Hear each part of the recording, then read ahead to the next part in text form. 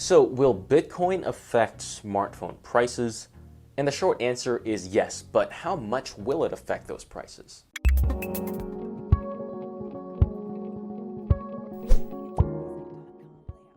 So a quick explanation if you do not know what Bitcoin is.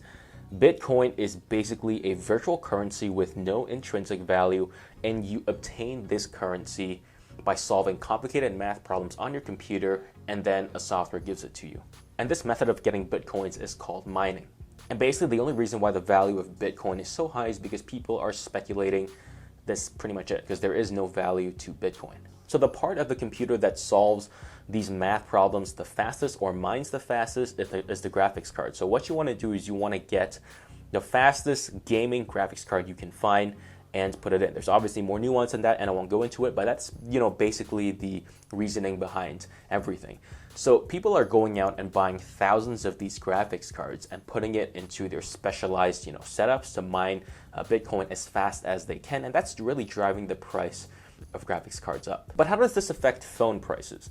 And the way it affects phone prices is because of RAM or memory. In order to mine or solve these math problems the fastest, you need a graphics card with good quality memory or RAM. And if you have bad quality RAM, you mine slower. So graphics cards makers are going crazy trying to make as many graphics cards with good RAM, and bad RAM as well, that they cannot keep up. And guess what? Your phone also uses RAM.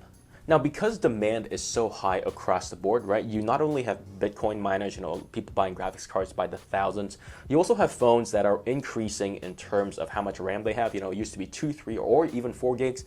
Now it's 4, 6, and even 8 gigabytes of RAM. So you're getting a lot more RAM across the board. And as a result, the manufacturers who make RAM, let's say Samsung or Hynix or Micron, they can charge a lot higher prices for their RAM because there is so much demand for this RAM. So the short answer is you will see your RAM prices go up in price, maybe even double. But the thing is, they're so cheap. They're going to be like $4, $3. So if they double in price, that's $8 or $6. So you pay an extra $4 for your phone. You might not even see that because the manufacturer might just absorb that and not let you see it in the final price. So it's really not that big a deal. Yes, RAM is going to affect the price of your cell phone, but it's not going to affect the price of your phone by that much. But to be honest, there are other factors in this whole thing that are driving up the RAM prices. And the first factor is that there are 3 chip makers. You have Samsung, you have Hynix, and you also have Micron. Now, these 3 are the biggest chip makers in the world, and what they have done together, not together, but what they have done in unison is to stop expanding and building new factories for RAM to keep up with the demand so that they can charge higher prices for their current RAM parts, which of course drives up the price for not just phones and graphics cards, but also, regular PC RAM. And I'm not sure if you guys build your own computer, but I just built my own computer and I paid $190 for 16 gigabytes of RAM. And that was like the cheapest, I think, a 1333 megahertz RAM. So that wasn't even that good RAM. I paid $190 for it. That's crazy.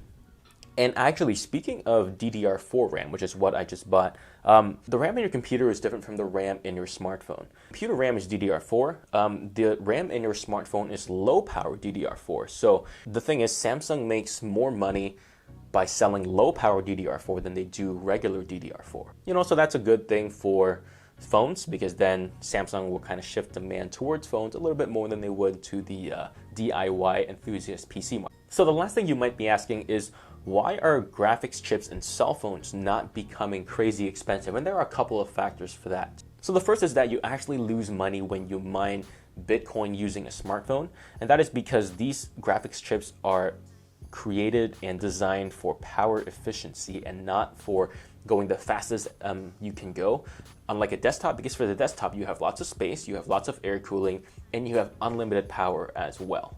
So of course these graphics cards can just go as fast as they want, but for a phone, you're limited in space, you don't have any active cooling, and you also have limited power, so you want to make it as power efficient as possible. So it's really not worth your money or time to mine on a cell phone.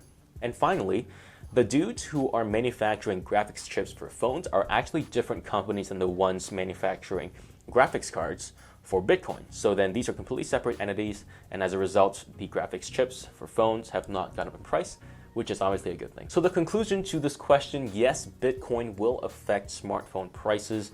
And the thing is, there are other factors that will affect the price of your cell phone by as much, if not more, than the factor for Bitcoin. For example, these RAM companies are not building more factories to keep up with demand so that they can keep their prices for RAM very high. So what do you think? Do you think Bitcoin should die a slow and painful death, not just for cell phones, but for the DIY enthusiast PC market? Let me know your thoughts in the comments down below. Thank you so much for watching, and I'll see you guys in the next one.